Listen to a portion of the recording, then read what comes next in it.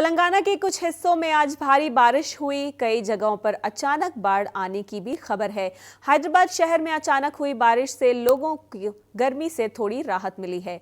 तेलंगाना मौसम विभाग ने भी अगले 3 दिनों तक राज्यों में बारिश की संभावना जताई है।